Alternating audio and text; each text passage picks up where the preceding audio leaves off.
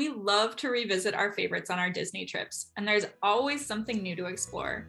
But on our next trips, we're going to check out something new to us in each park.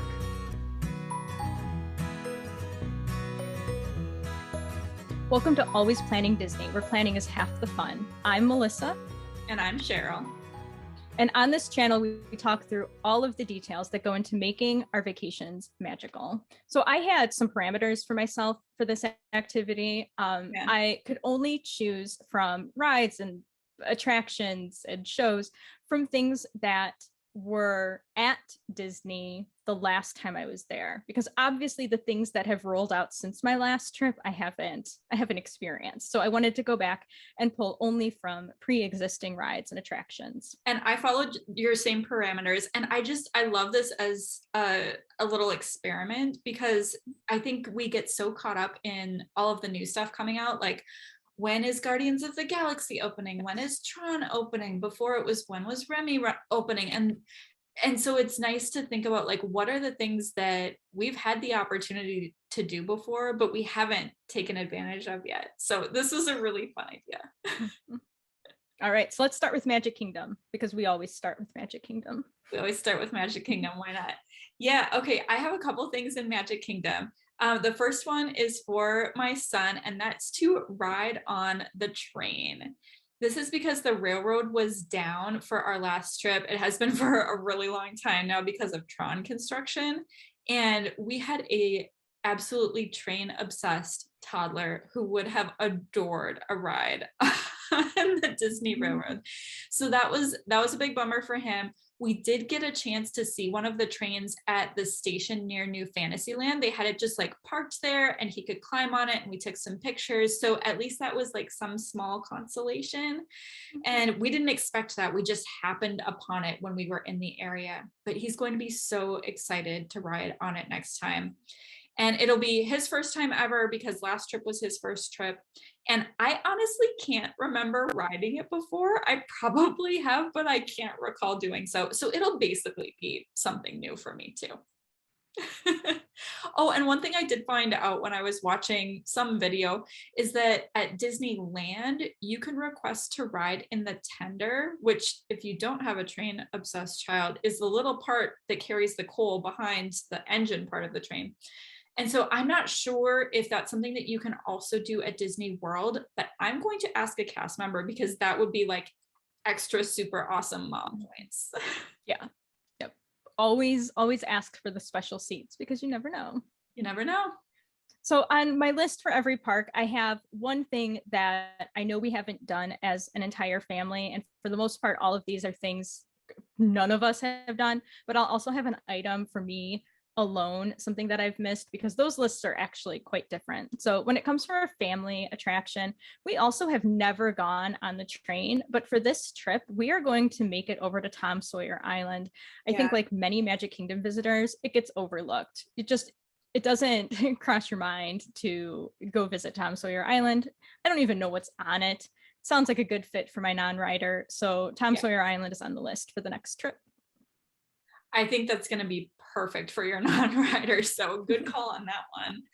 All right. So on the ride side of things, and this one is for potentially the whole family, definitely my husband and I have never ridden on Splash Mountain, because I didn't want to walk around the parks in wet shoes. That sounded horrible. And so I just never have, but I'm going to take the plunge, pun intended, if it's open next trip. And that's whether it's still Song of the South, obviously unfortunate, but part of Disney history. So I'm interested in like seeing what that's like, or even better, if it's already rethemed to Princess and the Frog. So that's if it's open, because with a January trip, it's oftentimes closed for its annual refurbishment sometime in that January, February area. So we'll see, but I've been missing out on this as a classic Disney ride, and it's time to fix that. So I'm just gonna suck it up and get wet. And Splash Mountain is on my list too.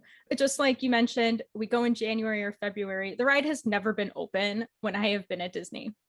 ever. Either it's down for that refurbishment or it's too cold. I think the one trip we were there, people were talking about it was just open yesterday when it was, 20 degrees warmer, or the ride was just down temporarily for the moment and we missed it. So I would love to get on it. I think I've have it cursed. Like it hasn't been running once yet. So my backup is Big Thunder Railroad.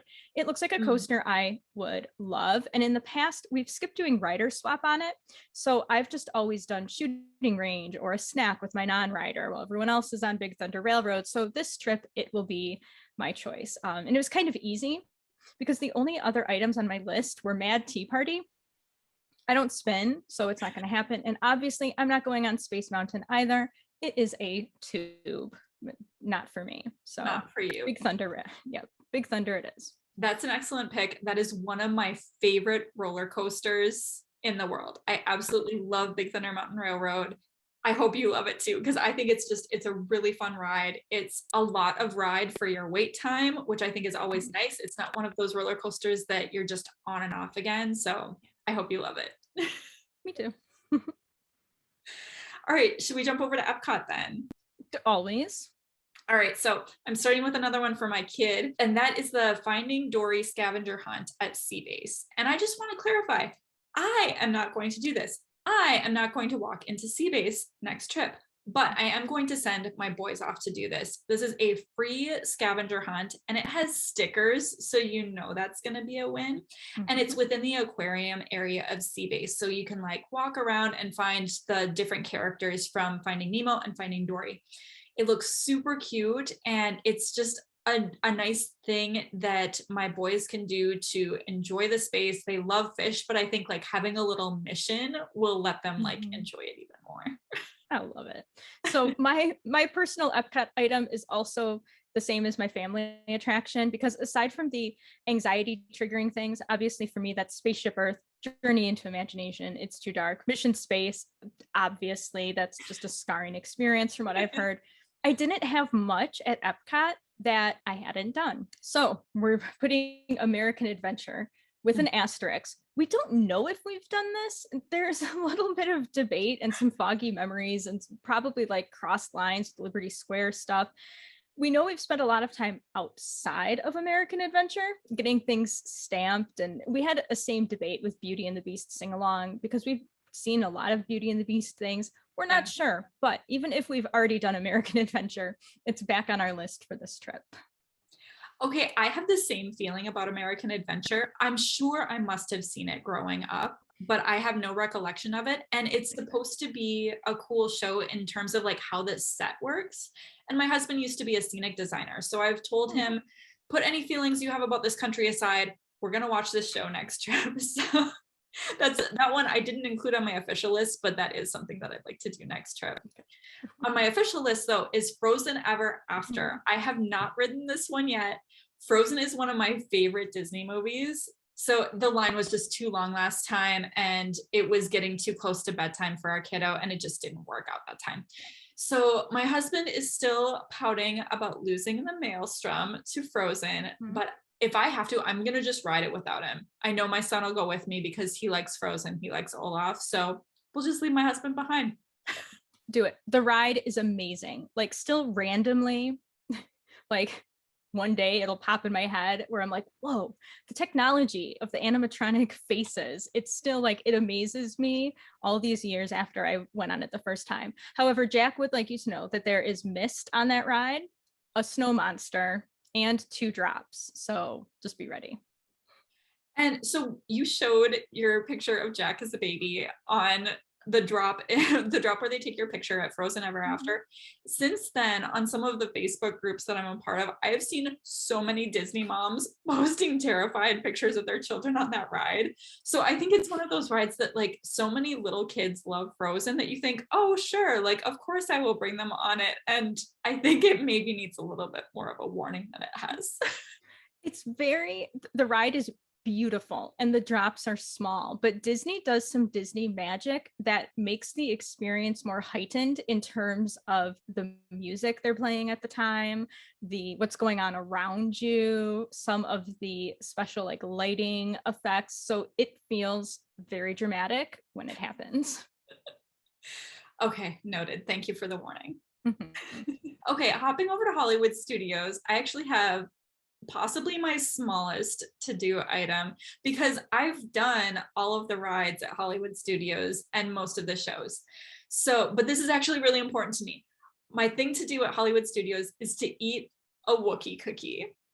And this, do you know Wookiee cookie? Yes. So this is at Backlot Express. It's been around for a while now. It was there on my last trip. And oatmeal cream pies are like one of my favorite things. They're like a Mhm. guilty pleasure from childhood. They're so good, right? And so I don't know how I haven't had this yet. I think we just maybe weren't in the area of that restaurant last trip, but it's happening next trip. I'm getting myself a Wookiee cookie. So I am very different from you. As it turns out, when I was looking at the list of things at Hollywood Studios, of the 9 current rides, I have only been on one. So I have lots to choose from. However, most of those were far beyond what I am able to handle mentally. Yeah. Rock and Roller Coaster, Tower of Terror, obviously, Star Tours, Smuggler's Run is the most enclosed thing I've ever seen.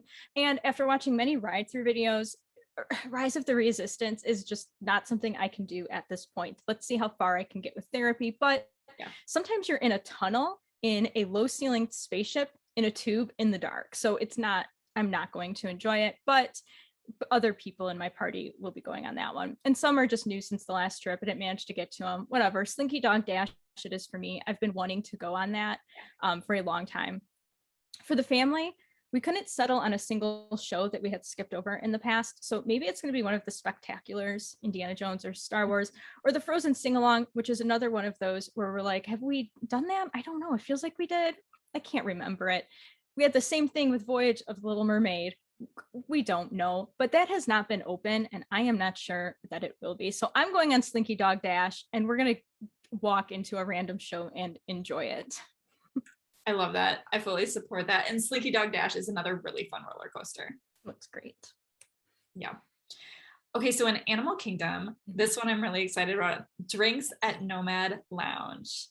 So I mentioned in our date night video that hitting up the lounges is very high on my list next trip. And this one in particular is a total must. The atmosphere seems just like so chill. It seems like you're in this little pocket outside of Disney World, right in the middle of the parks. You can just sit back, enjoy the view. The Tiffin's menu is available to you.